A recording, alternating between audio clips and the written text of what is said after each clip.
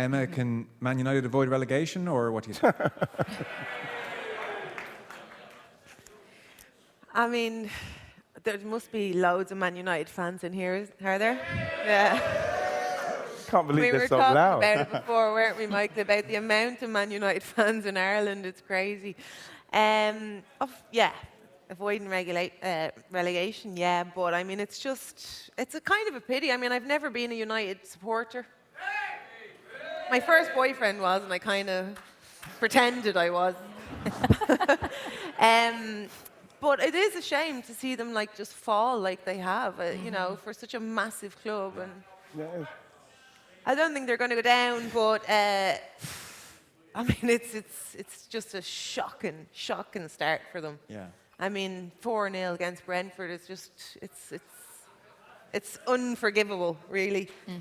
And I don't know what they're going to do. They talk about it every week. Roy Keane talks about it more than anyone. Like, just get out, get rid of everyone, get a new team in. It's so simple, isn't it? Yeah.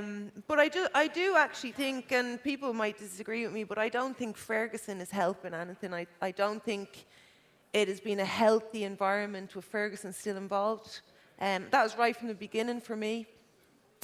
And for a manager with so much authority and so much success, it was always going to be really difficult for another manager to come in with him looming over them as well. I think that is a big problem. Not the problem, it's a small problem compared to the big problems Sure. they have. But I definitely think it's something they need to have a look at.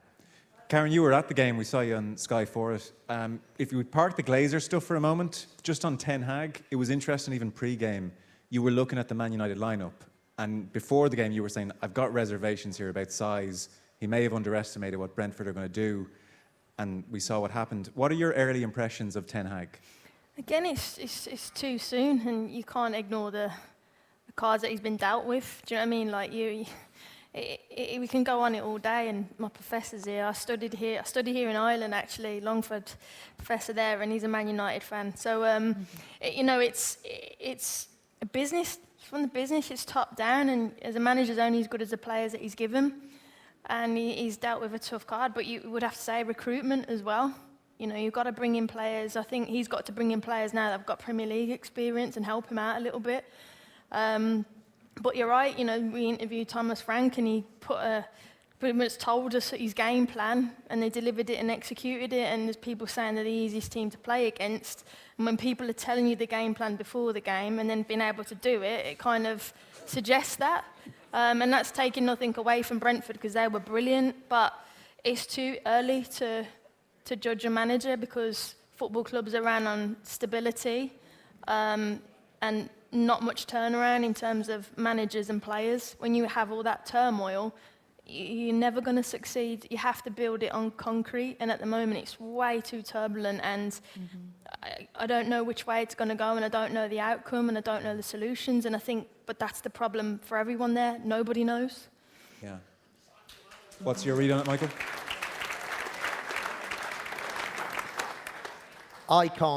I can't believe, I've been saying this for a few years, I can't believe that the players are as bad as they're showing. I just can't believe it, because every time they sign someone, you go back for the last 10 years, they've signed some unbelievable players, you know, Di Maria's and Cavani's, and Pogba's re-signed, and all these great players, yet they all tend to walk away at the end of it with their tails between their legs and go and, you know, and moving somewhere else. And then they go on international duty and go and win the World Cup, or go to another club and they're great again. That's because they're coached by better coaches. Absolutely. So I can't believe that these players are as bad. I think if you put Pep Guardiola or Jurgen Klopp in charge of these players, then you would see a huge difference. They've got to get their manager right. They've got to get, of course, lots of things right at that club, because it feels like it's all crumbling around them at the moment. But if I was a fan, I'd be, oh yeah, let's buy this player and buy that player. We've got loads of money, let's keep buying. But they've got to sort it out. She's got to sort the structure out first. They've got to sort the structure of the club out, and the manager, and get that sorted first.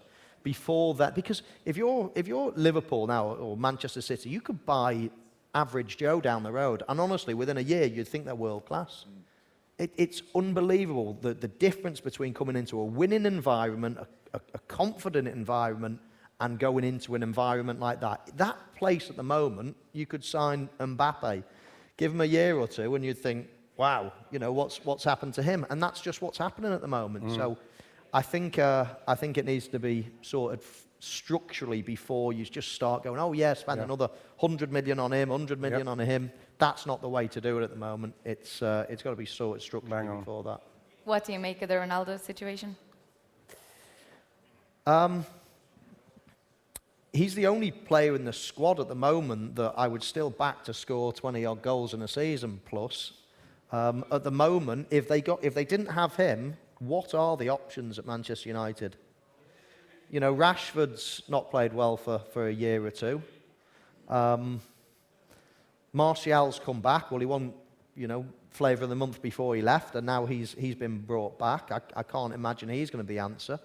Cavani's gone. I mean, if they got rid of him, where do you know, I know you might say he's a stopgap, but Manchester United have a history. I laugh when people talk about, oh, where's the long-term view of having Ronaldo? Let's start afresh.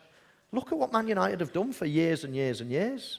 Henrik Larsson, Ibrahimovic, you know, Cavani, Ronaldo now. There's loads and loads of older players that have just come in at the back end of their career. Unless you can find a Wayne Rooney again, you know, that's at the start of his career is going to give you 15 years. They've done that all the time. So, I mean, I'd do everything I can to keep him if I was United. How do you see it all unfolding this season, Ian? What for? United? Yeah. There's a lot that needs to be done at United. It's blatantly obvious to see. You can't have the owners what you've got. You say not mention the owners. You cannot speak about Man United without talking about the owners, simply because the recruitment and the people that they've employed to do the job at United have not been good enough. And this is why it doesn't make no difference who Man United sign, whatever manager they employ. There's something happening at that club what is rotten from the top all the way through. So you made a joke at the start about, are they going to stave off relegation? Everybody now, if you could choose a team to play, you want to play Man United. They're in disarray, and it's not good to see. And I don't know if this manager is not, I don't know if, even with this manager, and he's a very good coach, this guy, Ten Hag, he's a very good coach. If he came into Man United under a different structure, it'd probably be brilliant. He'd probably do great stuff. But when you look at the way that they are playing, I don't know what their structure is. I don't know what their system is. I don't know what they're doing. And this is why people are saying, oh, just get rid of Ronaldo. He's the problem. He's not the problem, because he will score goals. The fact is, Man United as a whole, I don't know what they're doing. I don't know what they're doing. People talk about Rashford. Rashford got into that team when he was 18, scored a lot of goals, done really well, kicked on. He's not been coached from the time he's been into that first team to this day. You know, people can blame him and say what he's won. He's trying the best he can, but he's not been coached. If you put Rashford in Man City's side, he would be doing unbelievable things. You know, Jadon Sancho, I know he left City to go to Dortmund to come back. These players are talented players.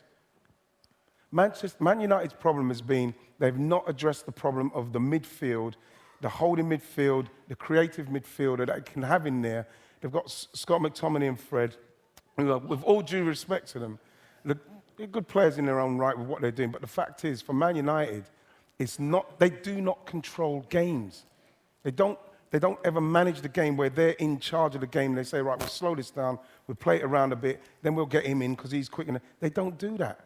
So I don't know how it's going to change for Man United. I'm sitting there, I'm talking, I don't know what to say. Yeah.